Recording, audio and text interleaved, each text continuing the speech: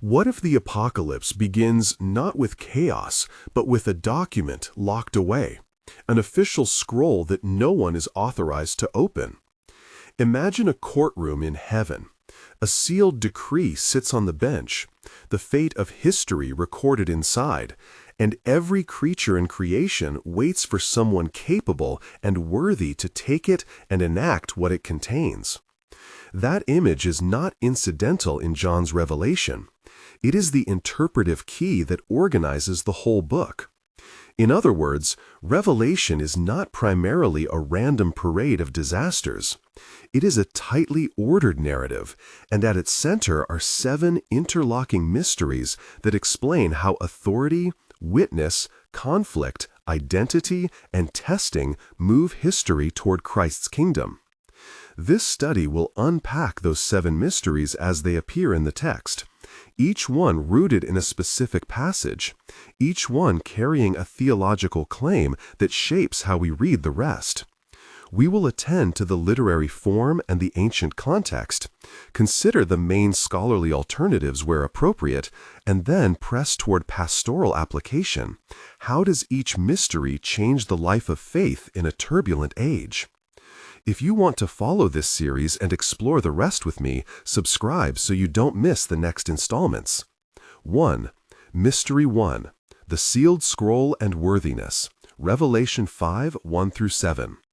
Textual anchor. Revelation 5, 1-7. John sees a scroll in the right hand of the one seated on the throne. The scroll is sealed with 7 seals. A mighty angel asks, "Who is worthy?" And no one in heaven, on earth, or under the earth is found, until John sees a lamb who appears to have been slain, and the lamb takes the scroll. Exegetical observation. The imagery of a sealed scroll draws on ancient legal and royal practices. In the ancient Mediterranean world, a sealed document signified authority, will, or covenant terms. Only the rightful executor could unseal and implement it. In Revelation, the scroll's 7 seals mark it as complete and final, the full scope of the divine economy. The dramatic question is not, will judgment come, but who has the legitimate authority to open this document and carry forward God's decisive act? The answer is paradoxical. The one who is both lamb and lion, power through sacrifice. The lamb's worthiness is established not by political might, but by redemptive suffering. John's imagery weds sacrificial language to enthronement language, so that victory is defined by self-giving, not by coercive domination. Theological significance. Authority in Revelation is legitimacy grounded in redemption. Judgment and kingdom are administered by one whose right to govern is conferred through sacrificial love and victory over death. This reorder of power, victory through the Lamb, shapes the book's claim that divine sovereignty is not domination in the ordinary sense, but rightly exercised love that vindicates justice. Consequently, the events that follow are not the capricious eruptions of fate. They unfold under the governance of one who has already accomplished the decisive victory that validates his rule. Application. How does this reframe fear of chaos? When we read apocalyptic imagery, we are tempted to imagine cosmic randomness or the triumph of raw force. Revelation insists otherwise. Even apocalypse is administratively ordered under the Lamb's authority. For the believer, that means our primary posture before scandal, disaster, or persecution is not panic, but awe and trust. History is not spinning out of control. It is moving under the authority of the one who is worthy. Practically, this translates into patience in suffering, courage in witness, and a refusal to bless lawlessness because it looks powerful. We are to measure claims of power against the criterion of sacrificial love that marks the Lamb. Another interpretive possibility, some readers emphasize the scroll primarily as a revelation of God's will rather than a legal decree, or they read the Lamb's taking of the scroll as symbolic of Jesus' role in inaugurating new creation. These readings shift accent but not the central claim, that authority is rooted in the Lamb's work. 2. Mystery 2. The Seven Churches as a Spiritual Map. Revelations 2 through 3. Textual anchor. Revelation chapters 2 through 3 contains 7 letters addressed to specific churches in Asia Minor: Ephesus, Smyrna, Pergamum, Thyatira, Sardis, Philadelphia, and Laodicea. Each letter follows a chiastic pattern: a title for Christ, an address to the church, a commendation or rebuke, a call to repentance, a promise to the overcomer, and the refrain, "He who has an ear, let him hear what the Spirit says to the churches." Exegetical observation. On the surface, these are pastoral letters tailored to real communities facing particular problems: doctrinal challenges, persecution, complacency, or compromise. But John frames them as more than local correspondence. The repeated structure, the striking portraits of Christ that preface each address, and the concluding promise language create a typology. The 7 churches function as archetypal stations on a spiritual map. Each congregation exemplifies an enduring posture of the Christian life: zeal without love, Ephesus; fidelity under pressure, Smyrna; compromise with surrounding culture, Pergamum; toleration of corrupting influence, Thyatira; nominal religion without vitality, Sardis; faithful minority witnessing to an open door, Philadelphia; and self-satisfied indifference, Laodicea. Theological significance. The letters teach that interior spiritual state precedes and shapes external response to crisis. Revelation's apocalyptic scenarios do not encounter blank individuals. They encounter communities already formed by their love, faithfulness, and discernment. The book's judgments and promises therefore make sense only when read against this map. How a church has lived, whether as faithful remnant or complacent power, colors the way it will stand or fall in the trials to come. Application. The practical takeaway is pastoral and personal. John's 7-fold portrait invites honest church self-examination. Are we an Ephesian church that prizes correct doctrine but lacks love? Are we a Laodicean congregation, satisfied with material comforts and indifferent to mission? For lay leaders and pastors, the letters are a mirror. Diagnose the dominant spiritual posture and correct where necessary. For individual believers, the letters call for the alignment of belief, affection, and action. The Spirit's summons, "He who has an ear, let him hear," is as urgent now as it was when those first letters circulated. Interpretive note. Scholars debate whether the 7 churches represent 7 historical communities alone, or whether they also stand for 7 successive historical epochs of the church. One convincing reading treats them primarily as coexistent archetypes that speak to any church in any age. 3. Mystery 3. The Horseman and Permissioned Judgment. Revelation 6, 1-8. Textual anchor. Revelation 6, 1-8 opens the scroll seals and introduces 4 living creatures who summon 4 horsemen: a white horse whose rider carries a bow, a red horse bringing war, a black horse whose rider carries a scale, and a pale horse named Death with Hades following close behind. Exegetical observation. The horseman's appearance is often read in sensational terms, but a careful look at John's narrative shows a pattern of controlled release. The rider of the white horse evokes conquest. The red signals conflict. The black indicates economic distress. The pale figure brings death and Hades. Importantly, the 4th horseman is given authority to kill with sword, famine, pestilence, and by wild beasts over a limited portion of the earth, a quarter. The language emphasizes not an absolute, uncontained annihilation, but a measured permission to act within defined boundaries. Hades, listed as a following attendant, functions as a receptacle for the dead, underscoring that death in this scene is part of an ordered economy rather than anarchic destruction. Theological significance. Judgment in Revelation is not the expression of caprice, but a regulated instrument of divine purpose. The sealing and subsequent opening of the scroll indicate that calamities portrayed by the horsemen are initiated within the sovereign plan of the one on the throne, and implemented under the authority of the Lamb. The limitation placed on the fourth horseman illustrates a larger theological point. Suffering and death have not been set loose to run amok.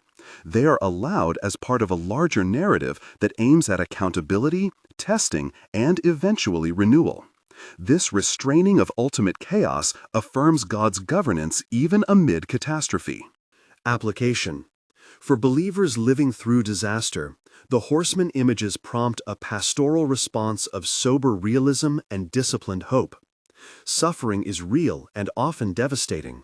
The text does not minimize that. Yet, Revelation resists the idea that misfortune is simply the triumph of blind demonic forces over the good. The faithful are called to endurance, to witness in the midst of trials, and to resist fatalism and conspiracy thinking that treats catastrophe as the absence of divine order. In practical terms, this encourages Christians to engage in compassionate relief, to support public structures that restrain evil, and to anchor hope in the larger narrative of redemption rather than in triumphalist expectations of escape. Interpretive alternatives. Some read the horsemen as symbolic representations of recurring social evils, war, economic collapse, famine, disease, while others view them as specific future events. Either way, the text's chief thrust is that they operate under permission, not as autonomous powers. 4. Mystery 4. The Two Witnesses. Prophetic Continuity and Vindication. Revelation 11. Textual anchor. Revelation 11 narrates the measuring of the temple, the silence in heaven for half an hour, and then introduces two witnesses who prophesy for 1,260 days, perform signs, are killed by the beast, lie dead in the street, and are ultimately raised and called up to heaven. Exegetical observation. John's description is densely intertextual. The imagery of two olive trees and two lampstands resonates with Zechariah 4, two anointed figures who stand for God's sustaining presence. The 1,260 days echoes periods of persecution and exile language found elsewhere in Daniel and Revelation. The signs the witnesses perform recall Moses and Elijah, plagues, shutting the sky, and raising the dead, invoking Israel's prophetic past. The two witnesses are simultaneously specific and archetypal. They function as representative embodiments of God's continuing testimony in the world, drawing on Israel's prophetic heritage, while also performing the role of faithful Christian witness under trial. Theological significance.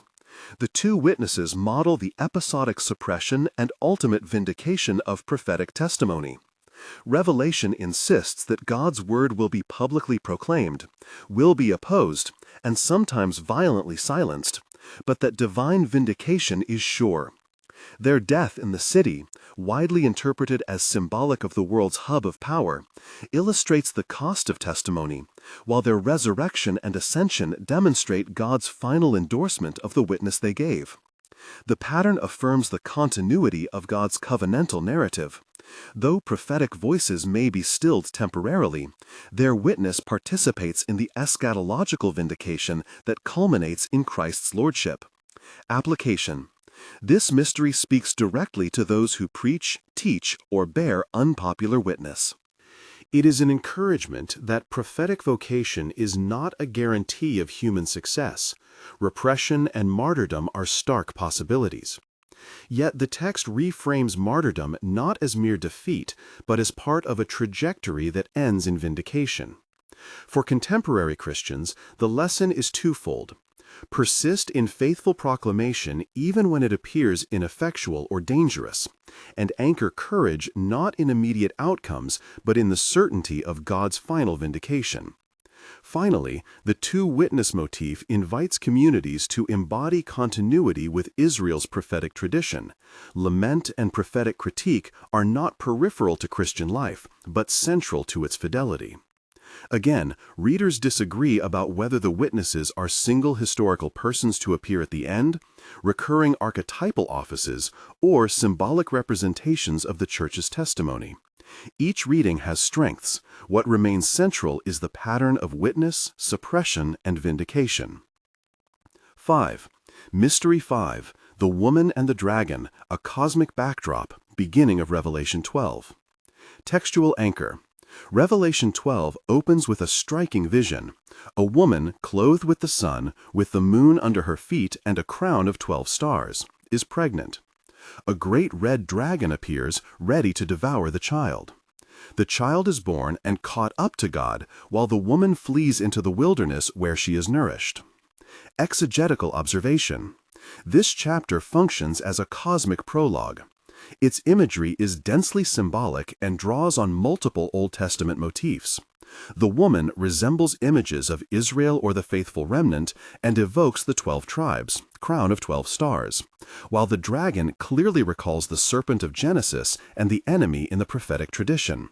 The child's catching up echoes motifs of divine protection and exaltation, Israel's Davidic hopes and the fate of the Messiah, and the wilderness refuge aligns with Israel's formative experiences and prophetic narratives. The scene stages a primordial struggle between the forces aligned with God's covenant purposes and those opposed to them. Theological significance. Revelation 12 relocates the drama from merely terrestrial skirmishes to cosmic proportions. The conflict over the child precedes human history. Earthly events are described as surface expressions of a deeper spiritual war. The dragon's intent to devour the child signifies the enemy's attempt to defeat God's plan at its origin. Yet the child's secure ascent and the woman's protection in the wilderness indicate that God preserves the line through which redemption will come.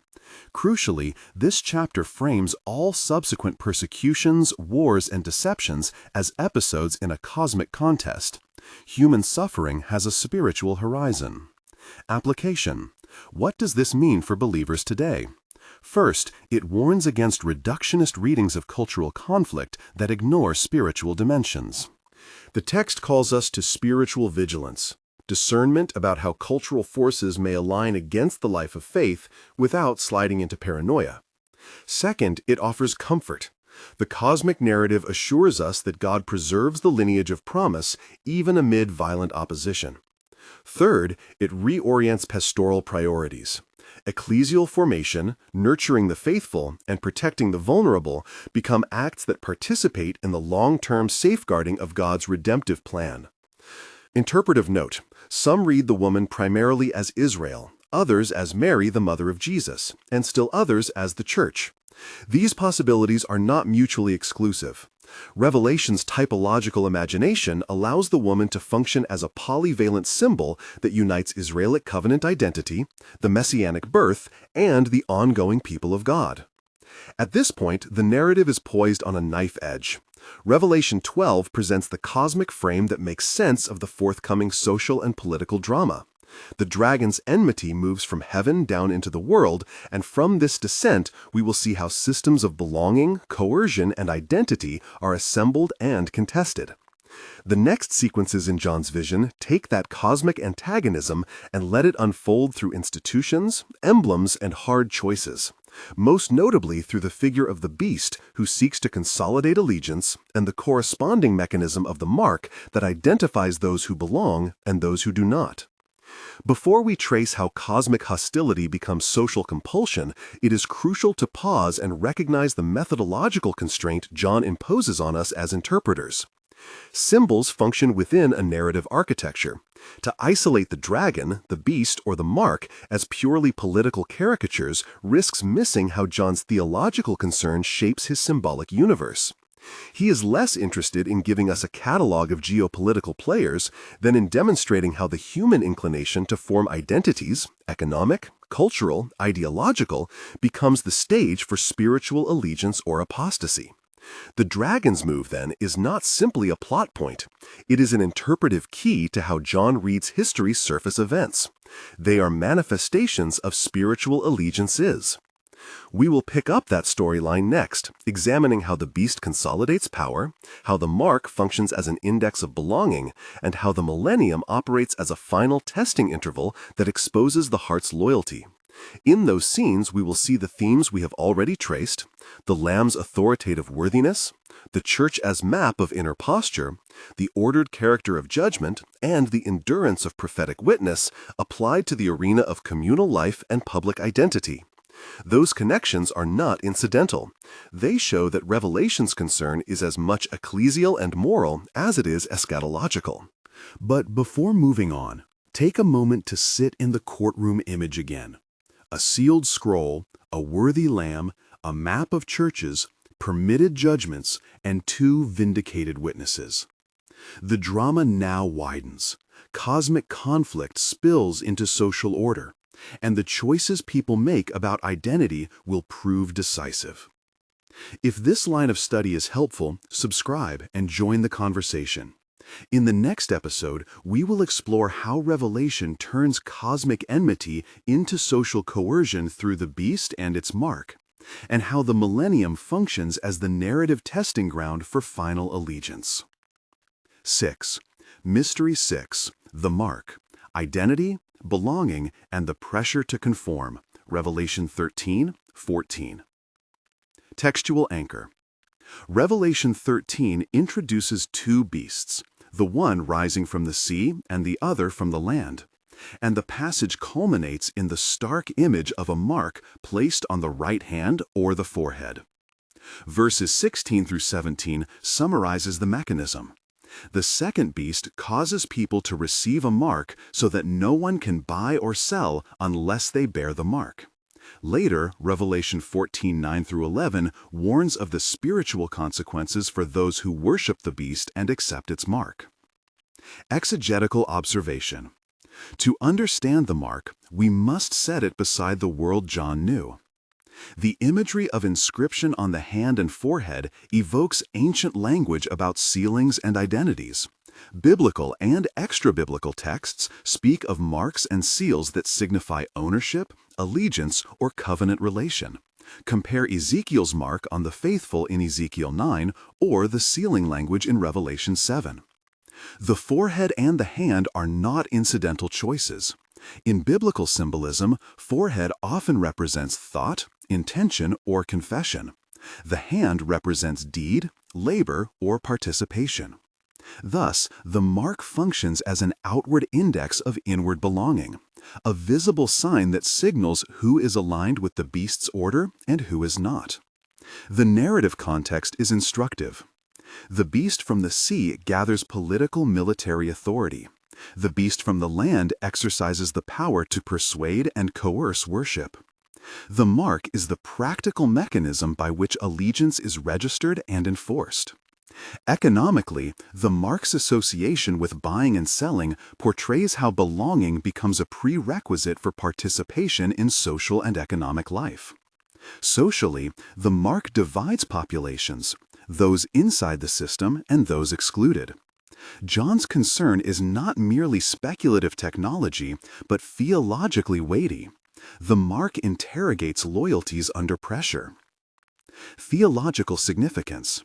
The mark functions first and foremost as a test of identity and loyalty. It exposes what people treasure and whom they worship.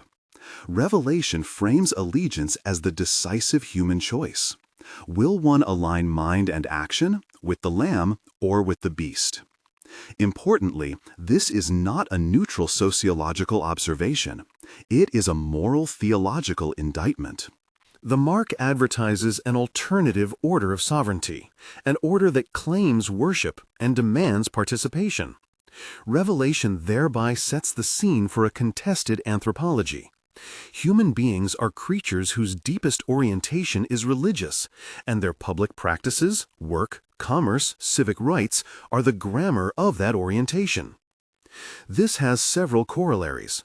First, loyalty to God is not private merely because one confesses faith inwardly. It bears out in the realm of decisions and associations. Second, the mark is not simply a punitive mechanism. It is also a seductive promise. Conform, and you gain access, protection, and provision. Third, while the mark may be represented with physical imagery, the broader rhetorical force is ethical and spiritual. To bear the mark is to live under an alternative lordship. Application. How should Christians interpret and respond to this symbol today? First, resist literalizing the mark into a single modern device or conspiracy story.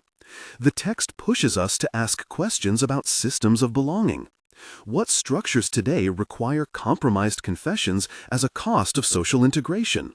Where do economic or cultural pressures functionally demand that we worship something other than God?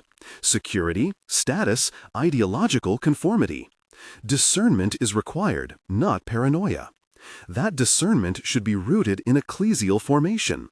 If the forehead represents thought and the hand action, Christians are called to cultivate minds and practices shaped by the Lamb's worthiness, so that when pressures arrive, our internal commitments match outward behavior. Second, pastorally prepare communities to handle coercive pressures with integrity and compassion. Not everyone will make the same choices under duress. Many will be coerced, deceived, or forced into compromise. Revelation's rhetoric is stern, but it also acknowledges human vulnerability. The Church must offer pastoral care, aid, and solidarity to those who are excluded from civic or economic life for faith's sake. And it must resist triumphalism toward those who waver. Third, practical witness matters. If the mark signifies belonging, then practices of community, mutual aid, just economic arrangements, public testimony become ways of embodying an alternative social order. Christians should think through how their congregations can sustain people economically and socially when systems penalize fidelity, offering real alternatives rather than mere rhetoric. Interpretive possibility. Some interpreters read the mark in primarily literal terms or locate it in a particular historical regime. Others stress its symbolic function as signifying allegiance. One convincing reading, consistent with the narrative frame, treats the mark chiefly as socio-religious identity, an enforced symbol of loyalty that manifests through thought and action, while acknowledging the possibility of more concrete instantiations in specific historical crises. A short exegetical aside about 666. Revelation 13:18 invites readers to calculate the number of the beast. The most widely used historical method is gematria, where letters equal numbers, linking the number to particular names or titles in the original audience's context. Other readings emphasize the symbolic resonance of 6 as falling short of 7, the number of completeness, and 666 as intensifying that shortfall, portraying the beast as the pretender to divine rule. Whatever one's preference, the passage urges discernment. The text expects its readers to think interpretively and to weigh identity markers carefully. Finally, notice how the mark issues from the dragon's cosmic hostility, the scene in Revelation 12. Spiritual conflict becomes social structure. The mark shows that cosmic enmity does not remain metaphysical. It fashions everyday practices and institutions. Revelation's rhetoric, therefore, presses Christians to treat public life as morally and spiritually consequential, without conflating every cultural pressure with apocalyptic conspiracies. 7. Mystery 7, the Millennium, a narrative interval of restraint and testing, Revelation 20. Textual anchor, Revelation 20 tells a striking story. An angel seizes the dragon, identified as Satan, binds him for 1,000 years, and casts him into the abyss. During this time, souls who had been martyred are said to reign with Christ for 1,000 years. The remainder of the dead do not live until the 1,000 years are completed. After this interval, Satan is released for a short time, deceives the nations, and gathers them for battle, only to be finally defeated, judged, and cast into the lake of fire. What follows is the final judgment before the new creation. Exegetical observation. The Millennium passage is one of Revelation's most debated and theologically consequential sections. Its distinct temporal language, 1,000 years, has invited literalist chronologies, while its symbolic setting within a visionary narrative supports non-literal readings. Several textual features are important to note. The binding of Satan indicates a real restraint of his deceiving power, but that restraint is not permanent. It is a defined interval that sets the stage for a final test. The imagery of reigning with Christ emphasizes vindicated martyrs whose witness was costly, and the sequence that follows culminates in final universal judgment. Revelation's broader symbolic universe helps shape appropriate readings. Apocalypse often uses numbers in both symbolic and patterned ways. The number 1000, placed within Revelation's numerological logic, can signal a large, complete, but bounded epic. The language of first resurrection and the reign with Christ underscores continuity with earlier promises of vindication and glorification found elsewhere in Scripture. Intertextual echoes of Daniel and Ezekiel, as well as the wider Jewish apocalyptic tradition, shape John's narrative decisions but do not force a single chronological schema. Theological significance. Reading Revelation 20 as a narrative interval rather than a technical chronology illuminates the book's overarching architecture. The text uses the thousand-year reign to accomplish several theological goals simultaneously.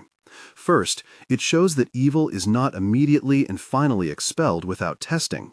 God's plan includes a period in which Satan's influence is contained to allow for the vindication and enjoyment of Christ's reign by the faithful. Second, the subsequent release and final deception provide a dramatic demonstration that the appeal of falsehood can still seduce the nations. Even a period of restraint does not erase the human tendency toward rebellion. Third, the 1,000 years thus functions as a stage in the book's pedagogy. It reveals who is truly loyal and who remains susceptible to false worship. This reading respects the pastoral thrust of Revelation. The book does not promise a chronological escape from struggle. Instead, it offers assurance that present martyrs will be vindicated and that evil's final defeat is sure, but not immediate in the sense of instantaneous cosmic eviction. The millennium becomes a theological tool to underscore both the certainty of Christ's reign and the human responsibility to remain faithful amid prolonged testing. Application. What practical consequences follow from treating the millennium as a narrative interval? First, adopt an already not yet posture in Christian hope. The kingdom has been inaugurated in the Lamb's victory. Believers participate now in Christ's authority and experience its foretaste. Yet, the kingdom's consummation is still future, and the world remains a theater of testing. This posture resists both premature triumphalism, as if the church already rules unopposed, and fatalistic despair, as if the church's witness is futile. Second, cultivate endurance for long-sustained witness. Revelation's martyrs reign. Their story is honored not because suffering is romanticized, but because perseverance under persecution has eschatological significance. Churches should discipline congregations to sustain faithfulness over time, to form believers whose commitment is not contingent on immediate success, but anchored in final vindication. Third, avoid reckless speculation about timetables. The millennium's function within Revelation's narrative suggests that precise chronological diagrams are secondary to the book's pastoral and theological aims. Thus, Christians should prioritize moral readiness and faithful witness over attempts to calculate end dates or to place contemporary events rigidly within a prophetic clock. Interpretive possibilities. Readers long have offered competing frameworks. Premillennialism, that reads the 1,000 years as a literal future reign of Christ on earth prior to the final judgment. Amillennialism, that typically interprets the 1,000 years symbolically as the present church age. And postmillennial visions that imagine a gradual Christianized cultural triumph before Christ's return. In this exposition, the literary structural reading is presented as primary. The millennium functions in the narrative to reveal restraint, vindicate the faithful, and stage a final test.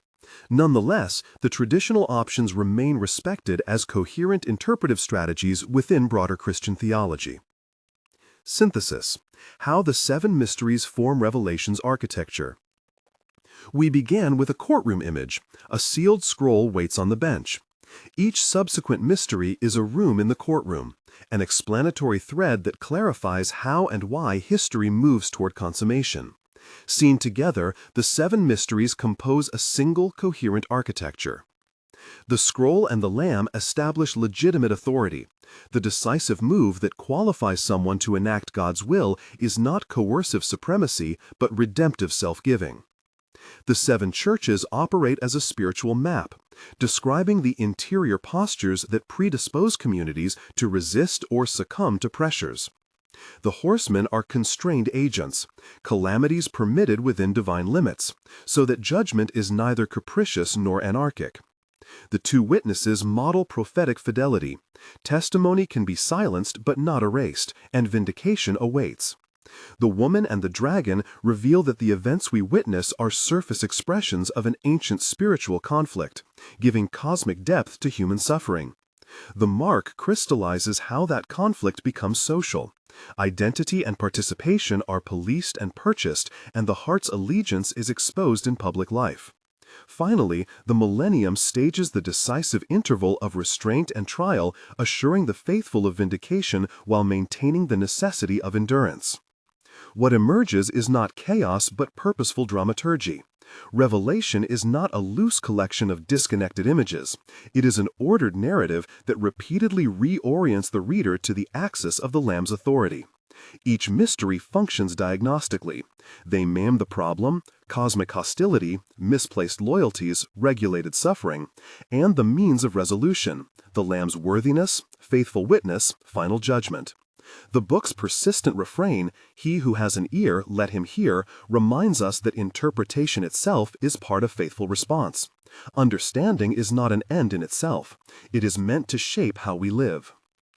Pastoral and ethical implications knit through this architecture. Revelation's vision calls for communities formed by sacrificial love, doctrinal fidelity wedded to compassion, and practices that sustain the marginalized. It condemns the seductive powers of coercive systems and warns against trading allegiance for material security. It calls leaders to cultivate resilience and ordinary Christians to embody alternative economies and relationships that prefigure the kingdom. An interpretive humility follows naturally. Revelation symbols invite multiple readings and resist easy exploitation. Where the text is clear about patterns, authority through sacrificial victory, the church as ethically formative, judgment as permissioned, witness as sacrificial but vindicated, cosmic conflict as ground-leveling human events, the mark as identity index, and the millennium as a bounded test, those claims can be stated confidently. Where the text is ambiguous, the precise referent of the number 666, the literal scope of the 1,000 years, or the historical referent of particular beasts, prudence and charity in interpretation are the right stance. Final pastoral reflection. If these seven mysteries feel heavy, and they are meant to, a final reorientation lightens the load without reducing the seriousness. Revelation is written to comfort and to call, to challenge and to console. Its scenes of judgment and its promises of vindication are twin pastoral tools. They sharpen the church's conscience and bolster its endurance. The Lamb's taking of the scroll is the book's theological hinge. In the face of suffering, the piercing truth is that the one who suffered for us also holds sovereign power to bring history to its rightful end. That conviction governs Christian hope and action. Practically, live as a people formed by those mysteries. Nurture congregations that are honest about their spiritual weaknesses, the seven churches, that practice sacrificial service, the Lamb, that witness steadfastly even when silenced, the two witnesses, that respond to suffering with ministry rather than conspiracy, that resist idolatrous pressures to trade allegiance for convenience, the mark, and that cultivate enduring hope without escapism, the millennium's interval. Such a church both embodies and enacts Revelation's claim. History is moving, under rightful authority, to the renewal of all things. A final word about interpretation and public discourse. Revelation is frequently misused as a tool for sensationalism, political weaponization, or fear-driven speculation. The text's ethical thrust resists such distortions. Read Revelation with attention to its literary form, humility about secondary details, and courage about its moral demands. Allow it to form your imagination towards sacrificial authority, steadfast witness, and confident hope. Invitation. If this study of the 7 major mysteries of the apocalypse has helped you see Revelation less as a chaotic catastrophe and more as a structured, pastoral, and theologically rich narrative, join the channel's Bible study community to go deeper. In the next episode, we will examine how these mysteries have been read in church history, how Christian interpreters across the ages navigated the tension between symbolism and application, and what those readings mean for faithful witness today. Subscribe and be part of the conversation. Bring your questions and your careful reading, and let us study the book that, above all, calls the church to endure in hope.